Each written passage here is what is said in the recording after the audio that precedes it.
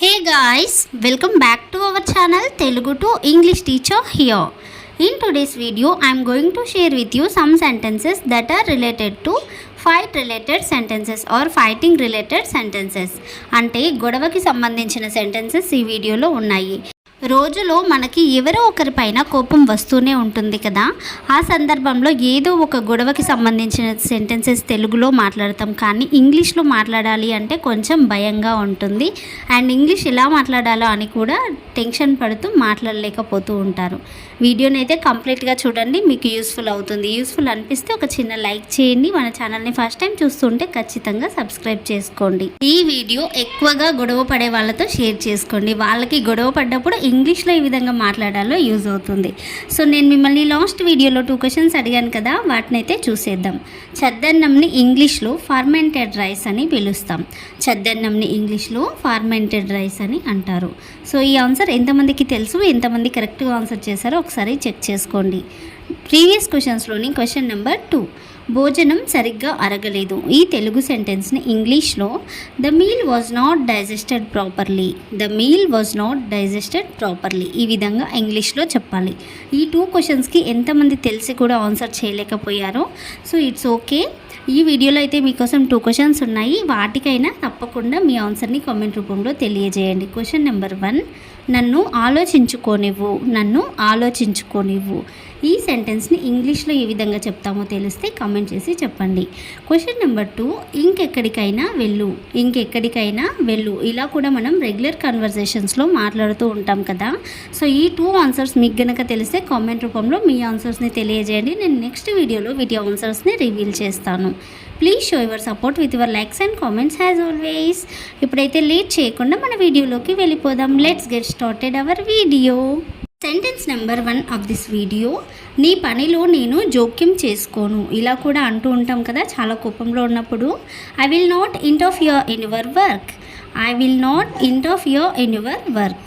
ఇప్పుడైతే ఎగ్జాంపుల్స్తో పాటు చూసేద్దాం. First example, even though I tell you good things you still take them the wrong way. Even though I tell you good things you still take them the wrong way అంటే నేను నీకు మంచి విషయాలు చెప్పినప్పటికీ నువ్వు తప్పుగానే తీసుకుంటున్నావు అని meaning. Next sentence or example, that's why I decided not to interfere in your affairs at all. That's why I decided not to interfere in your affairs at all అంటే కాబట్టి నేను నీ విషయాల్లో ఇంటర్ఫియర్ అవ్వద్దు అని, లేదా నీ విషయాల్లో కలగజేసుకోవద్దు లేదా జోక్యం చేసుకోవద్దు అని నిర్ణయించుకున్నాను అని. ఐ డిసైడెడ్ అంటే నిర్ణయించుకున్నాను అని meaning. So next sentence of this video, మాట మీద నిలబడటం నేర్చుకో. ఇలా కూడా అంటూ ఉంటాం కదా. Learn to keep your word, learn to keep your word అంటే నువ్వు నీ మాట మీద నిలబడటం నేర్చుకో అని. First example, you didn't keep a single word you said to me, you didn't keep a single word you said to me అంటే నువ్వు నాతో చెప్పిన ఒక్క మాటని కూడా నిలబెట్టుకోలేకపోయావు అంటే నాకు చేసిన ప్రామిసెస్ అని బ్రేక్ చేసావు అని meaning. So next example, if you don't keep your word you will lose respect, if you don't keep your word you will lose respect అంటే నువ్వు గనక నీ మాట నిలబెట్టుకోలేకపోతే నువ్వు నీ రెస్పెక్ట్ని కోల్పోతావు అని. You will lose your respect అంటే నువ్వు నీ గౌరవాన్ని కోల్పోతావు అని meaning. So third sentence of this video, ఇలాంటి మాటలు చాలానే విన్నాను. కోపంలో ఇలా కూడా మాట్లాడుతూ ఉంటారు కదా.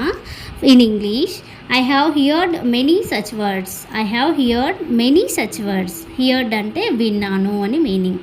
First example, you don't say anything that's true you tell all lies, you don't say anything that's true you tell all lies అంటే నువ్వు నిజమైనది ఏది కూడా చెప్పవు, నువ్వు అన్ని అబద్ధాలే చెప్తావు అని meaning. So next example, I have lost many times believing your words, I have lost many times believing your words అంటే నేను నీ మాటలు వినడం వల్ల చాలానే కోల్పోయాను లేదా చాలా విషయాల్లో కోల్పోయాను అని కూడా మీనింగ్ వస్తుంది. ఇలా అనుకుంటూ ఉంటాం కదా, నీ మాటలు విని నేను కోల్పోవాల్సి వచ్చింది లేదంటే కోల్పోయేవాడిని కాదు అని. So next and fourth sentence, అన్నీ తెలిసి కూడా నటించకు. అన్నీ తెలిసి కూడా నటించకు. Don't act even after you know everything. Don't act even after you know everything. ఇలా కూడా అంటూ ఉంటాం కదా.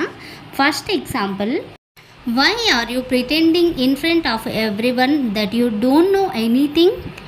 Why are you pretending in front of everyone that you don't know anything. అంటే నీకు ఏమీ తెలియనట్లుగా అందరి ముందు ఎందుకు నటిస్తున్నావు అని. Pretending in front of everyone అంటే అందరి ముందు ఏమీ తెలియనట్లుగా నటించడం అని meaning. So next example, if you don't stop doing all these things you will be very sad. If you don't stop doing all these things you will be very sad. అంటే నువ్వు గనక ఈ పనులన్నింటినీ చేయడం ఆపకపోతే నువ్వు చాలా బాధపడతావు అని. అంటే ఇలా అందరి ముందు తెలిసి కూడా తెలియనట్లుగా నటించే వాళ్ళ దగ్గర ఇలా మాట్లాడుతూ ఉంటాం కదా, ఇలాంటి పనులు ఆపకపోతే బాధపడతావు అని.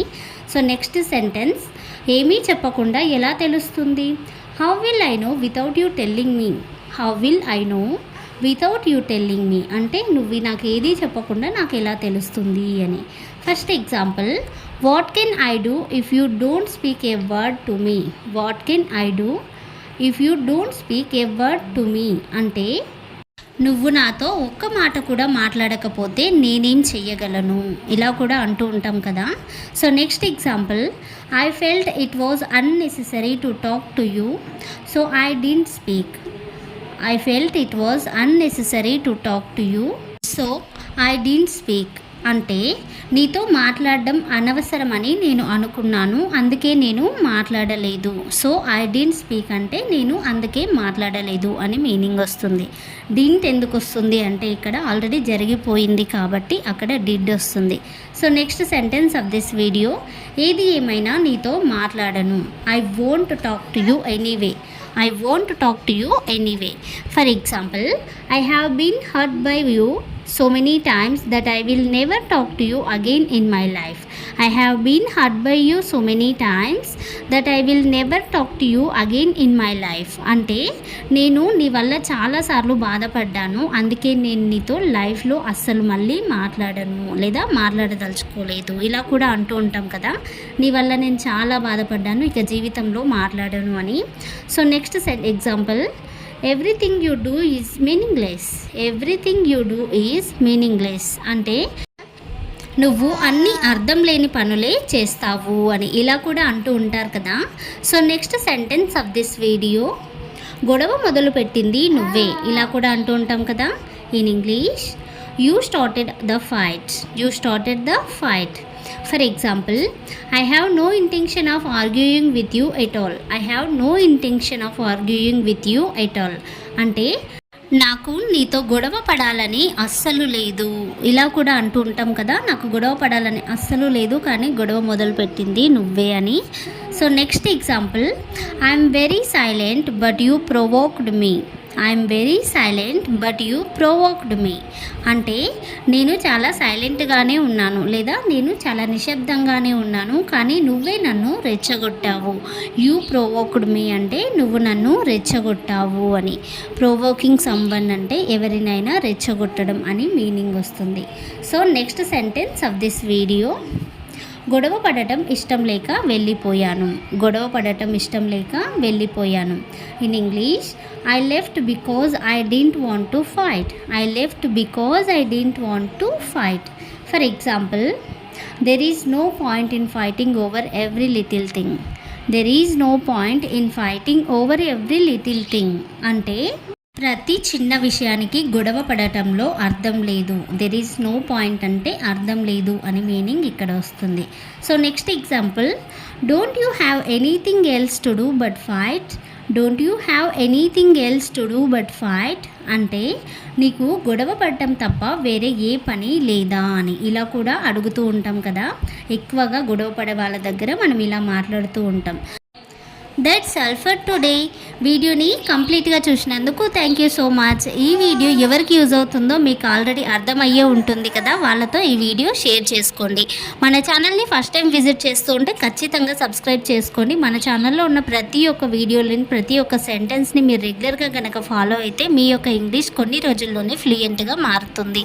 మరొక ఇంట్రెస్టింగ్ టాపిక్తో మళ్ళీ కలుద్దాం. Until then keep learning, keep watching our videos. Thank you all. Love you. Bye.